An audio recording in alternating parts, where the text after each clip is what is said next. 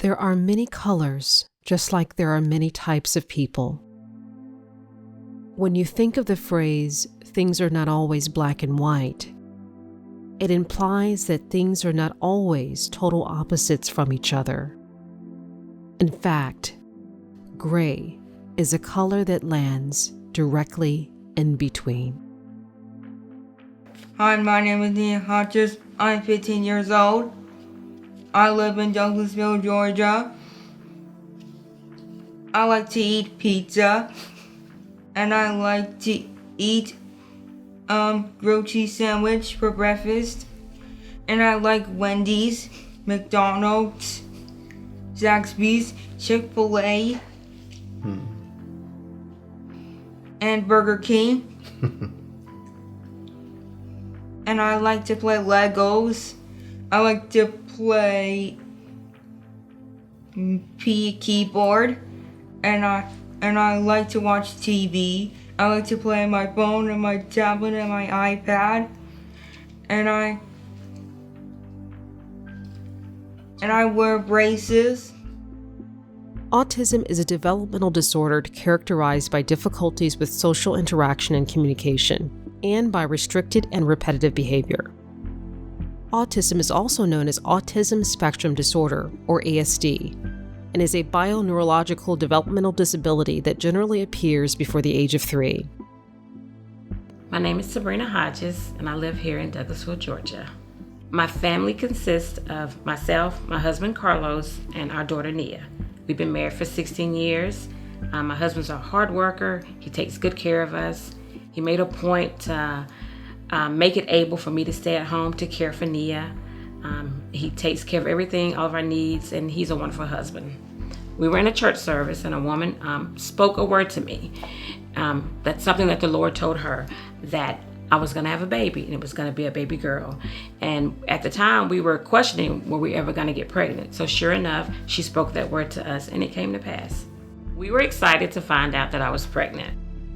So I wanted a little girl so badly, and my pregnancy went great, with a few exceptions, but it was fine.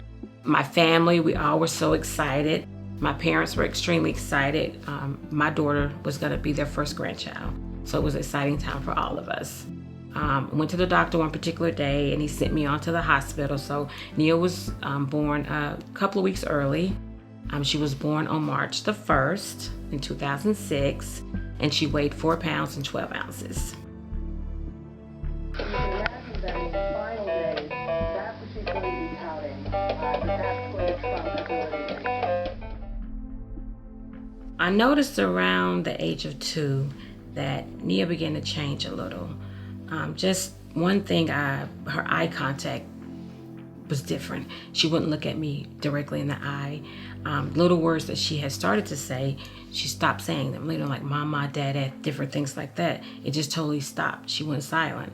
And it worried me. And I was thinking, this can't be what I think it is. So I remember, Googling and looking at information and thinking, it sounds like it could possibly be autism. And I was like, can't be. But that's where it started at the beginning, with just little things, and her behavior began to change a little bit. Just a little more out, just different, just totally different. Not the little quiet, reserved child that she was before. Since autism was first diagnosed, it has climbed to an alarming 1 in 54 children in the U.S. Autism impacts the normal development of the brain in the areas of social interaction, communication skills, and cognitive function. Individuals with autism typically have difficulties in verbal and nonverbal communication, social interactions, and leisure or play activities. It is diagnosed 4 times more often in boys than in girls. Its prevalence is not affected by race, region, or social economic status. When I began to notice the different things changing in her, I made a doctor's appointment with the pediatrician, and I remember discussing it with, my husband. I really didn't go past him. I didn't go, discuss it with a lot of my family members, but because I said maybe I'm overreacting, So I remember having an appointment with a pediatrician, and he kind of, was like, yeah, you need to go see a developmental pediatrician. to see what's going on, because the milestones she was not doing. She should be doing this, she should be doing this, and she wasn't doing them. So at that point, he sent me to a developmental pediatrician, and they did a test and all of that. And then when the test came back is when the details of what was really going on with her, and that he said that she was autistic. My mom used to babysit kids all the time, so I've taken care of kids, forever. So I just didn't understand why my child, why my little girl, did I do something wrong, But I soon realized, I can say that for my husband and I both, it's special, and we're special people for her, and that's how it was supposed to be.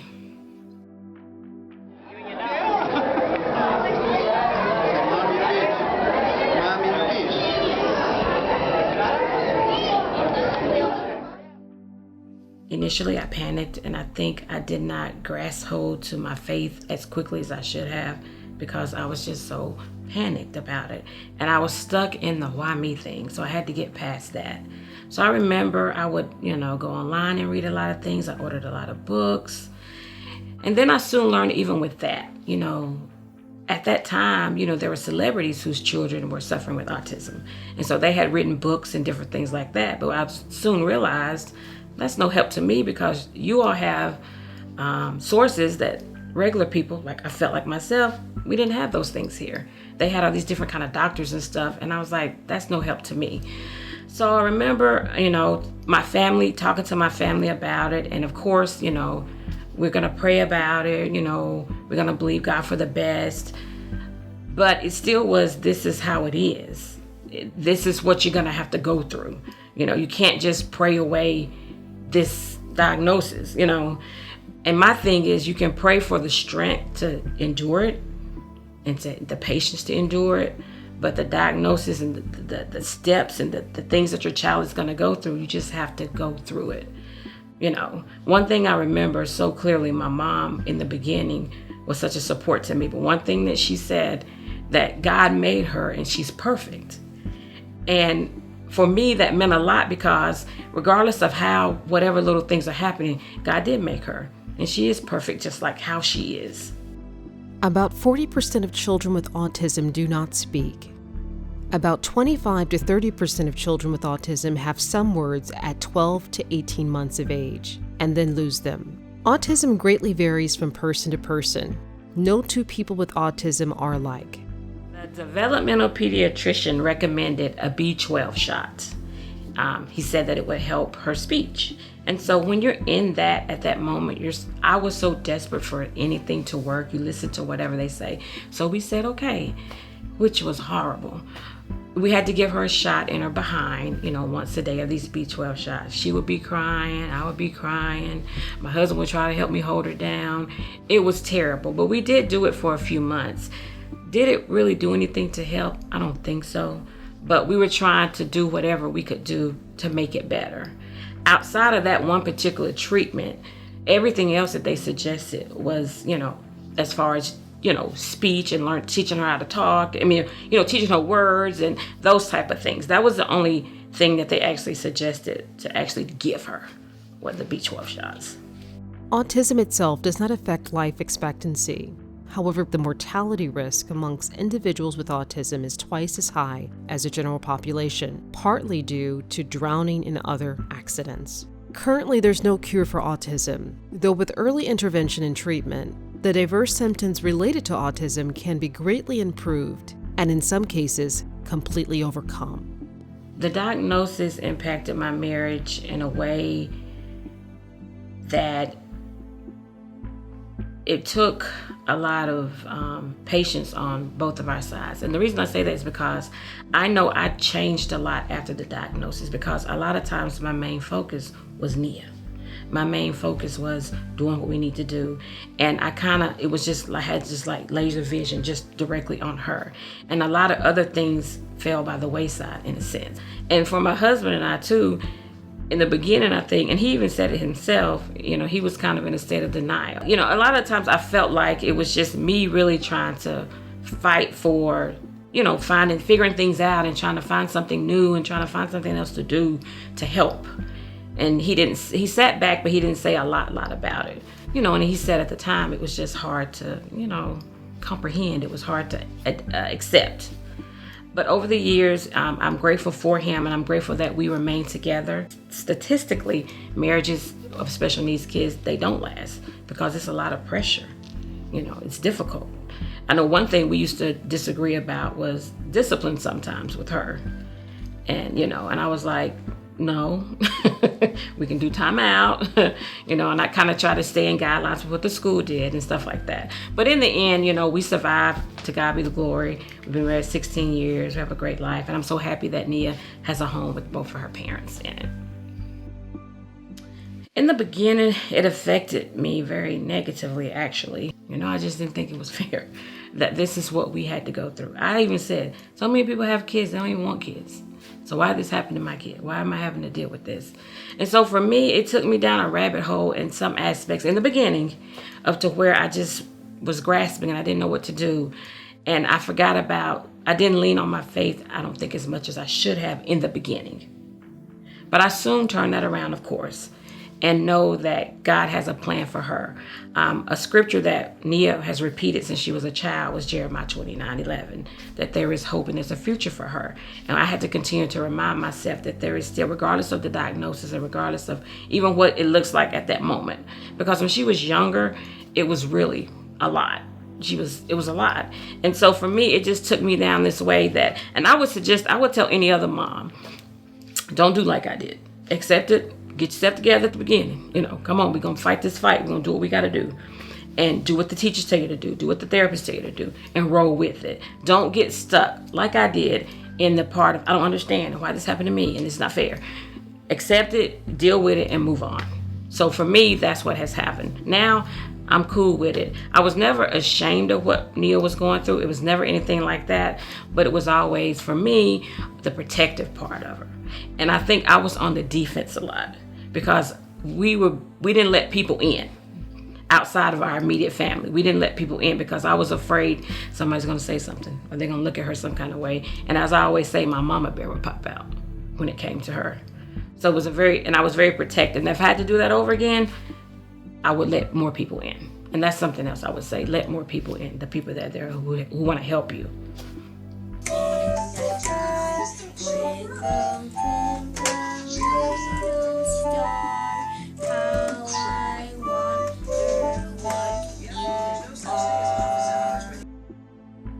Some of the negative things that were told to me were, of course, one, she will never talk. She will always be like this. You just have to learn how to deal with it, how it is. She'll never focus. She'll never be able to go to regular, in a regular classroom, as far as things like that. In my opinion, they don't give you a lot of hope. I guess doctors are just about the facts. And, that's how it is. And so for me, it was like, I don't believe it. I mean, it's got to get better. We're not just, it's more to it than this. She's going to do more than this. She's got to, African Americans tend to suffer disproportionate rates of disability and disease when compared to other racial and ethnic groups, due to access to preventive and curative care. However, evidence demonstrates that although rates of diagnosis for autism occur at the same rate in other racial groups, diagnosis in African American children occur later than in white children. As a result, African American children may require longer and more intensive intervention. Some of the challenges Nia faced, one in particular, she had a lot of auditory issues with her ears. Different sounds bothered her. She didn't like loud noises. We couldn't even ride on the expressway at one point because she didn't like the road noise. So we had to take back streets everywhere, which in turn, it limited where we went and what we did. She also, like when we would go to church, she would have to wear the noise canceling headphones because of the noise. She just couldn't take it for us to even go to church. Because at one time when she was younger, I just stopped going to church altogether because it was too much for her. And one thing that the therapist, I think, told me to help people understand how it is for kids. They said how you don't like your nails going across a chalkboard, that's how it is a lot of times for autistic kids with different things. That's how it irks them. No matter how simple it might seem to somebody else, that's how much it bothers them.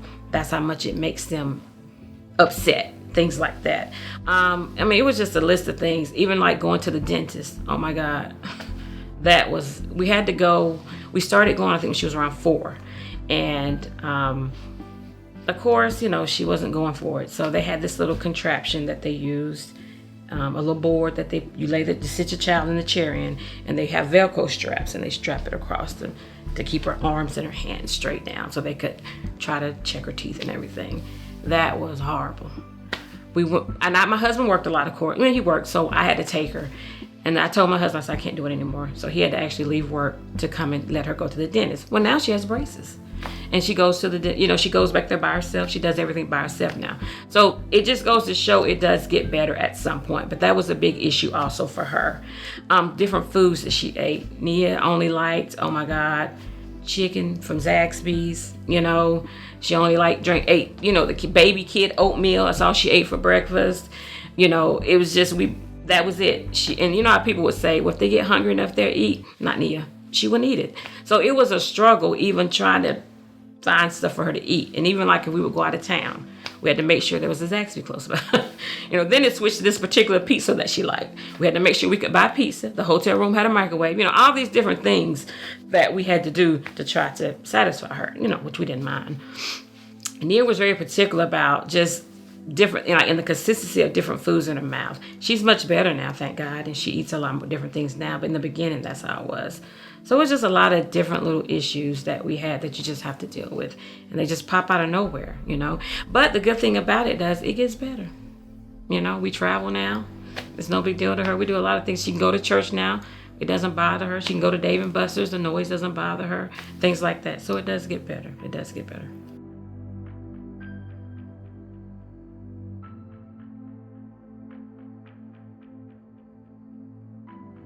My name is Kendra Pittman Smith, and I reside in Atlanta, Georgia. My name is Dr. Deetra Cotton. I am from Queens, New York. I have 2 daughters. I have Brooke Anthony Smith, that is my oldest daughter. She's 16. And then there's Mackenzie, she's 14, and she's my youngest daughter. Both girls they are like night and day with each other. Brooke Anthony is my high energy daughter, loves people, and Mackenzie is my quiet storm. She's not as social as Brooke Anthony, but she loves people too. They have a heart for people.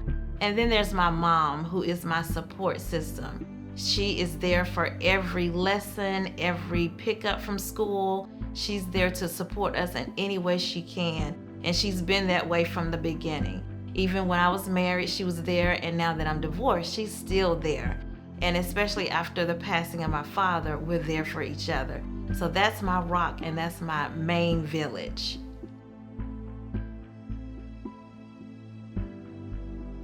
A little bit about my family. I married the love of my life over 28 years ago, Bishop Ronnie Cotton, and together we have a blended family of 7 children. My oldest 4 children, Ronnie Jr., and Lisi, Ronika, and Michelle. And our last 3 boys, Jeremiah, who's our social butterfly, and the one who talks to many, encourages many, and even mentors many. We have Jonathan, who is our creative artist. He draws. He's our musician. He does things with his hands, and he just creates. And then we have Josiah, the baby boy, who is our athlete. And so this is our family, the Cotton family.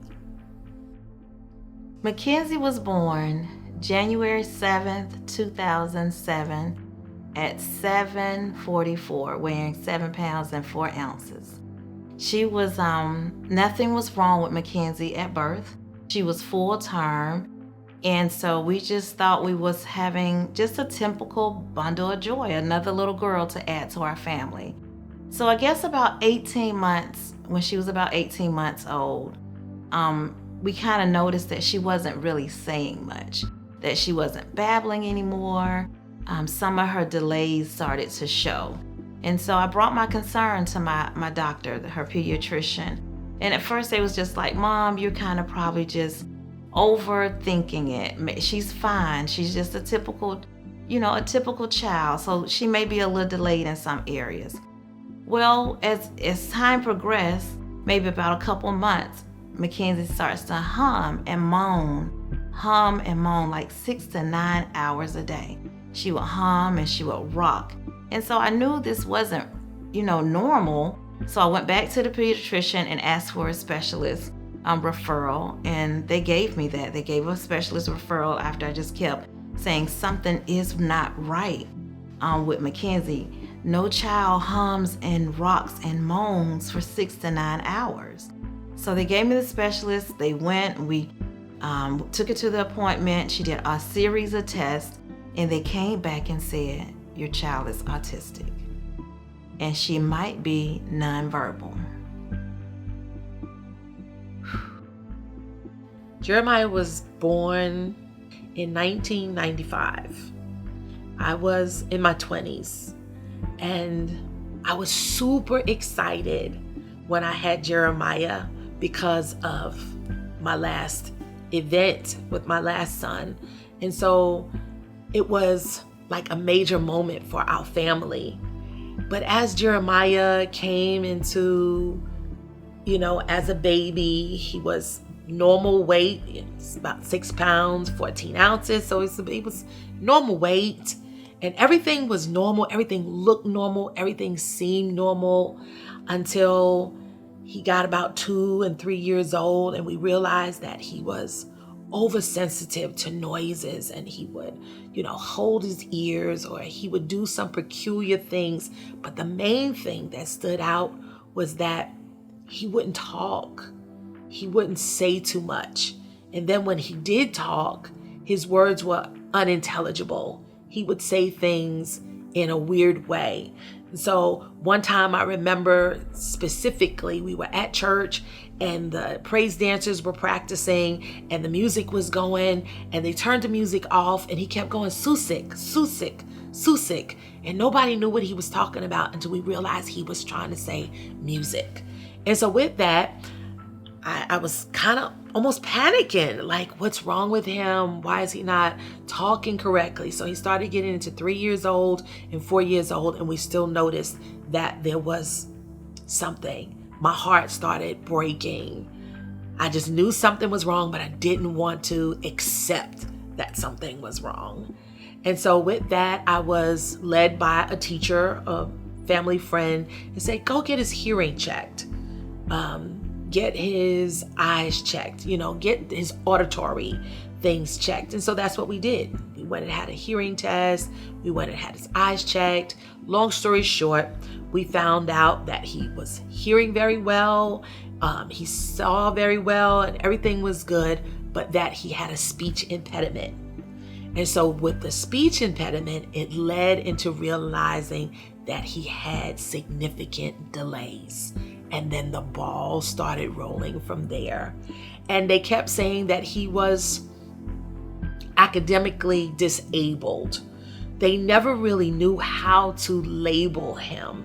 He was disabled academically, so they gave him speech, they gave him occupational therapy, physical therapy. He had all types of services throughout his elementary school days.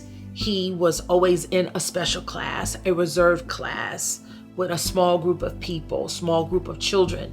But it wasn't until the 5th grade that someone actually put their finger on what was the difference, right? I don't want to call it a problem. What was the difference? So when they found out that he was not academically challenged because he was getting A's and he was getting B's and he was doing well in school, so they can no longer say that he was educationally delayed. And so a psychologist took a test and they realized he has autism. And then our world took a whole turn and we started walking into the world of autism. So we get the diagnosis, Mackenzie is autistic, and she might be nonverbal.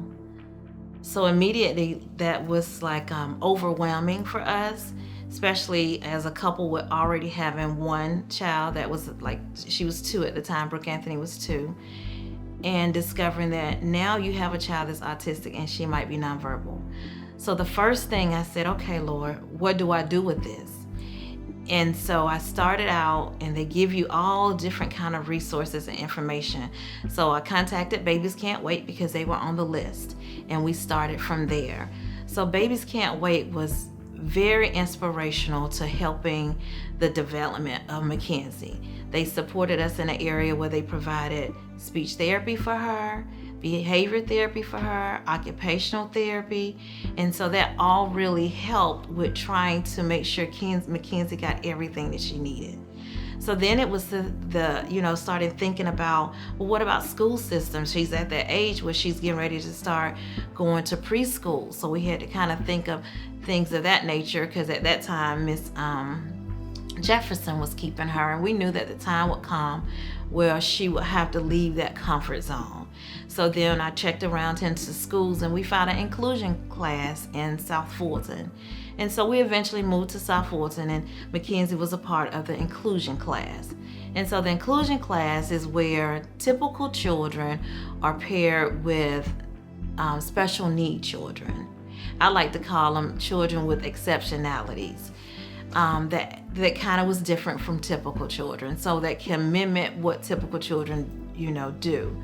So we got her enrolled into the school, and they provided a lot of different things for her. They provided a little machine that had the answers to it, and she could participate in class. It was like a voice box, and so she would just hit the correct answer whenever she heard it. And so this was her way of interacting, and all of this tied to me. I felt like all of this and early intervention is what really helped Mackenzie grow and gain the understanding of how to talk, how to speak, how to comprehend, how to learn. All of that took place by all these different elements that played a part in it. Doing research on our parts, making sure she went to all her therapies, and make sure that her doctors could come to her and the therapies could go to the school. So all this was incorporated for Mackenzie to get what she needed to learn and understand. So when I heard that my baby had a disability, I was devastated. I was emotionally shook. I was like almost confused. Part of me got a little angry, and then a part of me was in denial. Part of me was sad. So it was like a real gamut of emotions that I had to process, that I kept saying, I don't want him to have a label. Don't label my child, don't give him a label. I don't want to. And so I was walking down a path of wanting him to be, quote unquote, okay. Don't call him that. It took me some time to settle into finding out and then accepting and then saying that he had a disability. And so in the beginning, they kept saying he had a learning disability. He had been tested as a 3 or 4 years old, 3 or 4 year old. And one of the things they kept saying was that he was like 18 months behind. And so at 4 years old, he was acting like a 2.5-year-old. 6 years old, he was acting like a 3-year-old, and so on. And so with his delays, he wasn't able to tie his shoes. Potty training was a chore and a task. He would cry a lot. He was very sensitive to noises. So when we would go to people's birthday parties or we would go to family events, it was so frustrating, because if he heard a balloon pop or burst or kids screaming or something happened, he would holler, he would hold his ears, and then I'd get these looks, from people like, oh, she needs to get him. I'd get people to say, oh, if I take him home with me for a few days, he wouldn't be acting like that. And so I would get protective. And now I'm like, I'm taking my child, I'm getting out of here, we don't need this. And so I got so consumed now with the whispers and what people were saying. So then I started isolating myself and my son with his disability, realizing that people didn't understand it. And guess what? I didn't even understand it. So I was getting frustrated because I'm saying, I gotta fix this. We're not even accepted at birthday parties. We're not even accepted at family events. We're not even being accepted at, a church where even I'm getting people in church looking because he's crying or he's falling back or he's doing something that's inappropriate where he's 8 years old, but he's acting like a 5-year-old. And so it was very unsettling for me as a mother who didn't understand autism. I didn't understand a disability. And really, deep down in my heart, I didn't even want to accept it. And so people didn't feel like the teachers, the psychologists, because I never really took him to a medical professional still as of yet, because I never wanted him to be put on any medicine. I didn't want, again, still walking in this place of a little bit of denial, accepting it more and more, but realizing that he was different, that he was special, and that he needed special attention, time, and energy. And so many of them said he wouldn't amount to much. He would always be in a exclusive or secluded class until inclusion came around. But back then there wasn't inclusion. He was being bullied because they had several age groups that had disabilities clumped into one room. So you had a kindergartner in there with a 3rd grader or a 4th grader who was taking advantage. And so he would get bullied, he would get beat on. I had to move him from school to school to find a good fit. And so I wound up becoming an advocate for even something that I still didn't fully understand. So I was learning as I was going. I didn't even know to join a support group. I didn't even know to join an organization. I didn't know. So I was handling things all by myself. I would sign up for courses or classes. I would read books. I'd go to the library. I'd Google what it is. And back then, he was specifically diagnosed with Asperger's syndrome, which now they all put it into the autism spectrum. But then he was Asperger's, which is a high functioning person with autism. And so with that, some people would see Jeremiah. He was always very big. And so many people would expect him to act older than he really was. But yet, even then, he acted younger than he really was. And so people were becoming less patient with him. Because of his stature and his build, his expectation from others were high. Teachers, police officers, we've had run-ins with the law. And yet he was still very immature, very unwise, very unknowing, very naive. And then we realized after a long journey into the 5th grade, we're thinking it's a learning disability that he has. And we realize he has autism. He's not learning disabled. And I vividly remember sitting in a meeting with several psychologists and teachers and professionals who said, this kid needs to come off of services. He no longer needs an IEP, an individual evaluation plan, because his grades were too high. And I had to fight and I had to advocate that no, something is not right. And academics, your academic life does just not include good grades. It includes socialization. So my family, we kind of took autism and started running with it. We got what Autism Speaks, and we started doing all the walks. We started raising money. We started looking for different resources, different classes that we could take. I came involved with Parent to Parent, just trying to understand the journey that we were about to be on. Parent to Parent of Georgia, or P2PGA, offers a variety of services to Georgia families impacted by disabilities or special healthcare needs. Their vision is to be the source of choice for support, information, education, and leadership development for Georgians with disabilities or special healthcare needs, ages birth to 26, and their families. And in that, we kind of heard all kinds of things. We heard, so does that mean she's retarded, or does that mean that she can't ever speak, or would she be mute? And it kind of came at us like a storm, like it hit us. And so we started trying to figure out, okay, what do we do from here, and how do we handle this? So I thought it was cute that my dad, for Christmas, thought it would be a great idea to get Mackenzie a microphone and an amplifier, because he felt like if she heard herself humming, that she would actually be able to make sound. And so, that was his whole thing, is learning to teach her how to make sound with her words.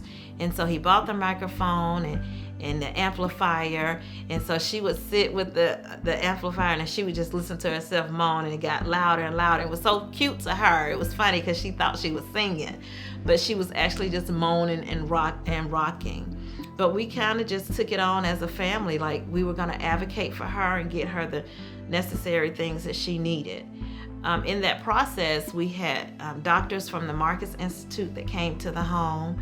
And one of the doctors that came to the home, she came and she evaluated Mackenzie, talked to us about ways in handling Mackenzie and dealing with her tantrum, her sensory to sound and touch. And so they kind of gave us little ideas to do, related to that. I think it's funny because now everyone has the headphones that they use. We didn't have that 14 years ago. So it was trying to get to a quiet space and trying to calm her down and continue grocery shopping or whatever we were doing at the time. So when the doctor came and she was giving us all these ideas, she looked at us and she said, "You do realize that your oldest daughter is on the spectrum too?" So I was kind of taken back because I thought about, okay, so God, what are we supposed to do with this? If both girls are affected in some kind of way, because autism and being on the spectrum is such a broad, it's a broad diagnosis. So it's so many different elements to being on the spectrum. So that was another woo, how much more, how much more? So I think I went full force with it after that, trying to figure out what are we going to do with raising what I call the 2 A's, a child that's autistic and a child that's on the spectrum, and she has all these other, ADHD and OCD and dyslexia. How are we going to put that together as a family?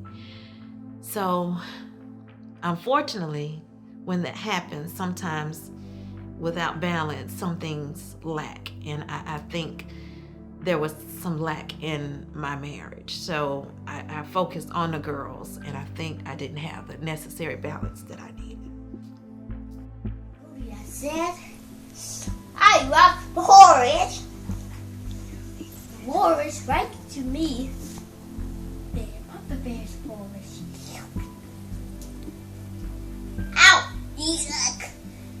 This porridge is too hot. I started seeing hope even when she was around maybe 4 really. She was in a new school, a new teacher, and this teacher was amazing. And the little things, I remember she reached out to me and she said, I was so excited because Nia drank out of a cup, and it was a big deal. And then I remember it was about Nia when she began to say just a few words. And for me, that was the beginning of seeing different things happening for her. And even as she transitioned on into kindergarten when they had sight words.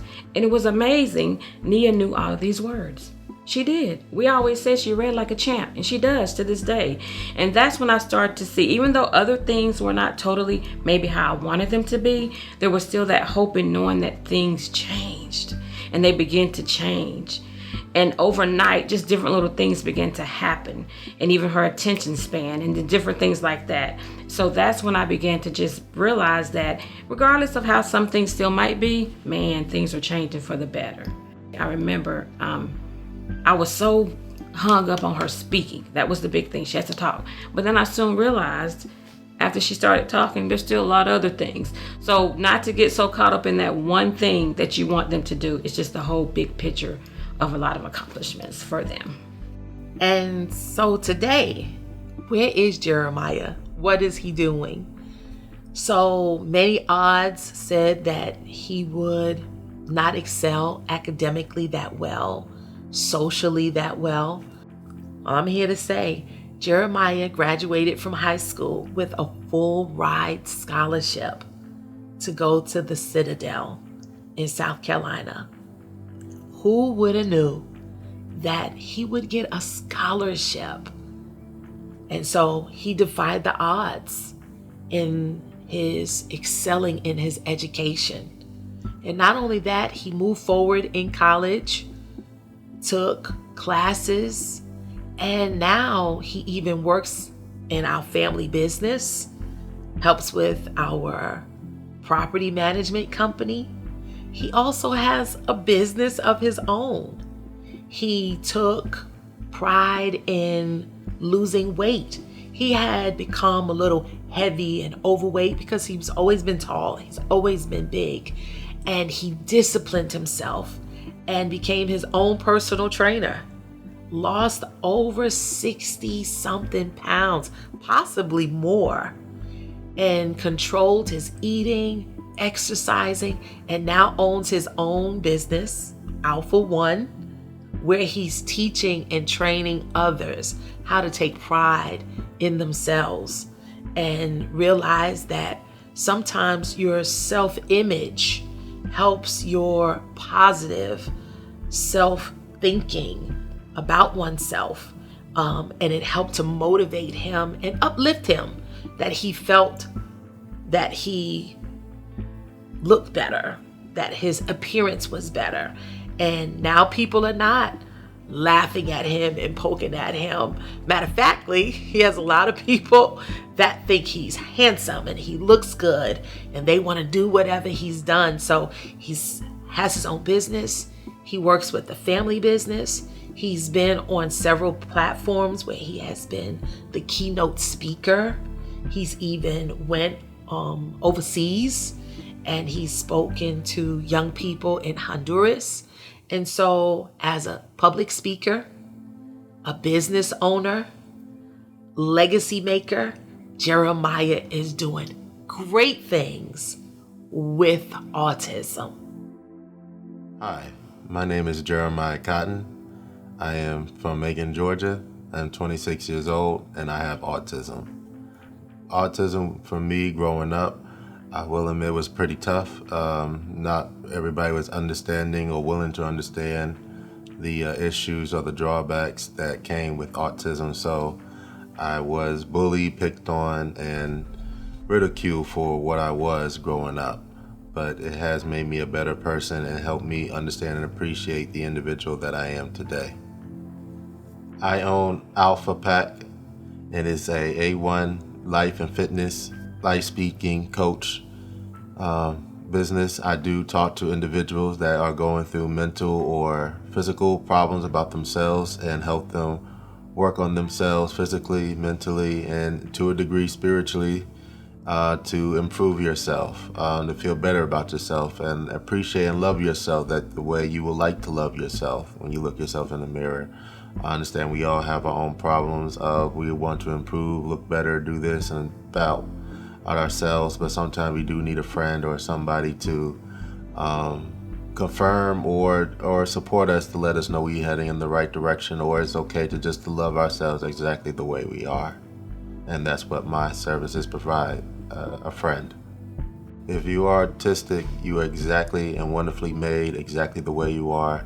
You don't need to change anything. You don't need to conform to what society wants you to be. You can be exactly who you want to be and then some. And the world will be able to appreciate the individual that you are. Just be yourself. I know that sounds cliche, but the cliche is true. Just love yourself, be who you are, and someone will greatly appreciate and love the exact individual that you are today.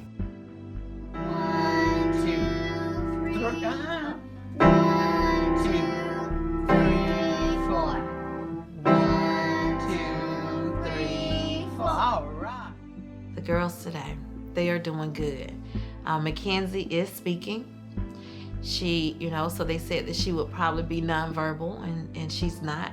And I'm so excited about that because she carried around a little picture plexing book, and the book told us she would give it to us if she wanted to use the bathroom or if she wanted something to eat.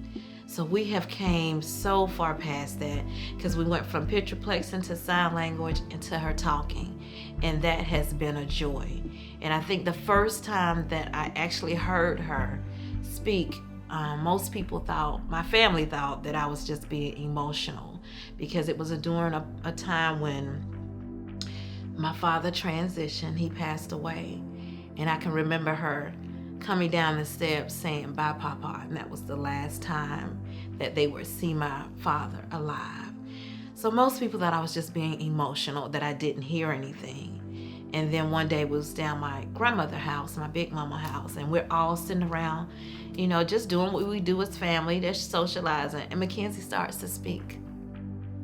And the room got quiet. They were like, "Did y'all hear that?" Like nobody wanted to move because they were so in awe that she was talking. When we went back to church and she was talking in the children's ministry, they were just stunned to hear that she was actually speaking, because they knew her when she had to say, "I have to potty," and she had to use sign language to communicate with her teachers. So this was it was a blessing. It was a blessing. To this day, Mackenzie would tell you that because my father was a singer, she would say, "Papa left me his voice." And so we really believe that he left her his voice. He always believed that she would be okay. And so, when she started talking in school, Michelle said, "Do you realize your child is reading on a second grade level?" And she's in first grade. Well, really, she was in kindergarten and getting ready to go to first grade. That let me know that everything we were doing was working. Raindrops on roses and whiskers on kittens, bright copper kettles and warm little mittens, bright paper packages tied up in strings. These are a few of my favorite things. Nia is great today. She is a 9th grader in high school now. Quite naturally, we're doing virtual because of the pandemic and everything. But she is amazing. She has grown up so much. She's so independent now. It's just to see her, it just amazes us. She prepares her own breakfast in the mornings now. She gets herself together as far as bathing and all those things. She's the kind of kid, if you tell her what to do, she does it and she follows it one by one. She has a keyboard she plays. She just learned on her own. She's never had classes. She loves to sing. She loves music. She's a computer whiz. She loves to draw. She's just so very talented. And more than anything about Nia is her spirit. She is the sweetest child you could ever meet. She's so polite. She has a tender heart. She hurts if you hurt. And she loves to go to church. It disappointed her when this whole pandemic thing happened. She was like, "We can't go to church." And she's not feeling the online stuff. She don't like to sit and watch that. She likes to go to church. So she is a joy to have right now. She's such a sweetheart. We know there's still challenges quite naturally, but to see where she is now, it is amazing. It is totally amazing. And then so both girls are doing great. They're straight A students in school. They go to a school designed just for them. It's a small setting because they can't have a large setting because of the sensory issues. But They're doing excellent. They're thriving. Mackenzie is illustrating how she feels through her animation. She draws, she sings, she creates the beautiful songs that she sings to herself and to myself. And then Brooke Anthony, she's doing her acting classes and doing track. And so the girls are doing well. And I believe all of that is because of early intervention. Hi, I'm Carlos. I'm from Villa Rica, Georgia, and I'm married to this wonderful woman named Sabrina. And the strength that she's shown with my daughter is amazing. I could not imagine some of the things that she's gone through. Just her telling the story doesn't do it justice. She is the rock of our family. She's sweet, kind, definitely a woman that her faith leads her. I love this woman with all my heart. Getting emotional because it's an emotional time for me.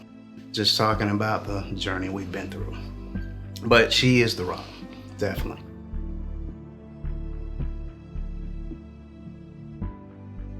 Nia, that's my girl, you know.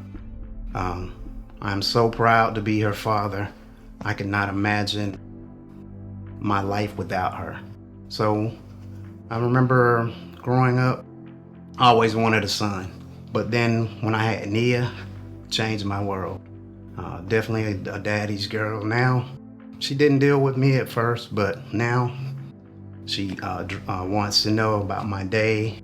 She's the first one I see when I get home. Excited, definitely. She's such a joy. I would never trade anything in this world for Nia. I am Brooke Anthony Smith, and so when I was in middle school, I got bullied by somebody. So he told me I should go kill myself. I was like, why would I do that? My family would have been very hurt. My friends would have been hurt. And people love me, like, for who I am. And even though it still hurts me, I keep my head up high and keep strong for my family, for myself, and for my friends. And so basically what I did was just pray for his spirit, pray for him and his family, and hoping that he will get like some help for that. Having a child with autism, it is a challenge. And I had some down days. I've had some up days. A lot of high mountains that I felt like I'm never gonna get over this. And so if I had to speak to myself maybe 10 or 15 years ago when Jeremiah was younger and I was really frustrated, almost ready just to drop him off and walk away from it because I felt like I didn't know what I was doing. I felt like this was overwhelming and that he wasn't gonna beat the odds. What I wanna say to that younger Deetra and what I wanna say to that mother that might be where she was back then, give yourself the space and the grace to figure out your child. No two children with autism will be the same. So don't feel like you've got to be perfect. Don't feel like, you could have done better. I'm not doing good, and beat yourself up. And the only other thing that I want to tell you that I didn't know to do, but I would tell myself then, find time for you, because your child, your baby, your autistic adult, whatever stage they are in life, they need you to be on 100. They need you to be in a full cup level because they require so much from you. So don't think that self-care is selfish. Ask someone, I need time for me for 1 hour.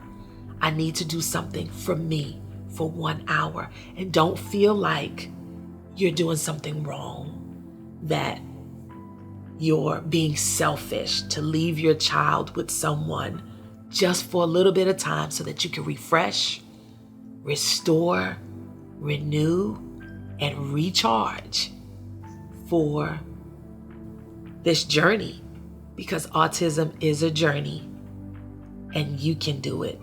I know you can. If you would have told me when I was a young person in high school and going to college and getting married, that I would have 2 daughters with exceptionalities that were quite different from typical children, I would have still went on this journey the way that I did, knowing that God has prepared me, that I was designed for a purpose, and He created me for this very thing. Because too many times people say, how do you do it? And I say, I don't have a choice. This is what God created me to do. He created me to be these 2 little girls' mother and to make sure that their path and their journey would lead to their destiny. And I'm so glad He chose me. It's been hard, but I know the reward is greater. Support is so important in this process. I would not have made it without my husband, my family, my sisters, my praying sister especially. You cannot, I don't see how anyone can make it without that support. Just to have someone there, just to know that they're praying for you, just to know that at any moment when I need something, or even to take Nia and to care for her, and I know they're going to care for her in the right way. I don't have to worry about anything. It means more than you know, just to have that support. And even more so than that, to have our Heavenly Father, which is so important, to know that He guides us and He leads us. And in spite of even how the situation is or was, He's never left my side. He's never left me. He's never left her. And that means more than anything. I don't know how anybody can make this type of journey without a Heavenly Father, without having Christ in your life, without having that support also. I can't talk about it without not talking about that part of it.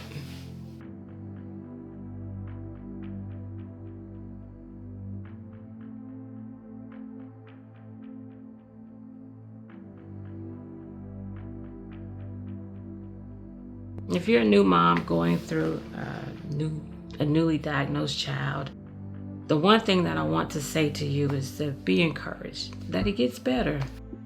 To go through this process and rely on your faith, rely on God to get you through this. One thing that I have learned through all of this is that I see God's hand at work. And celebrate the little things. No matter how small it is, celebrate the little things. And be careful who you share your little things with, because you need the other person to be as excited as you are. Be careful with that also. And and just as in this journey, be patient.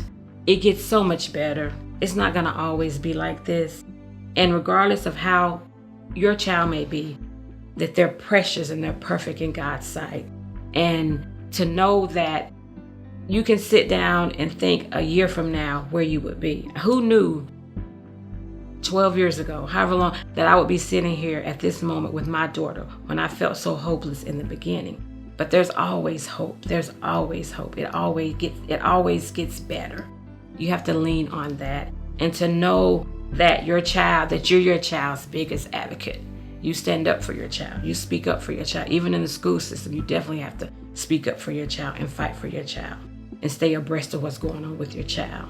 But even on the spiritual side, continue to pray for your child, anoint your child, read scriptures to your child. Teach them to pray.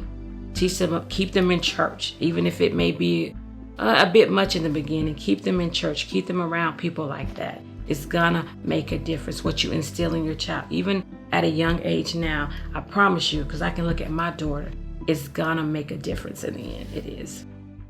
I know the plans I have for you, declares the Lord, plans to prosper you and not to harm you, plans to give you hope and future. Jeremiah 29:11. Amen. Amen. Amen.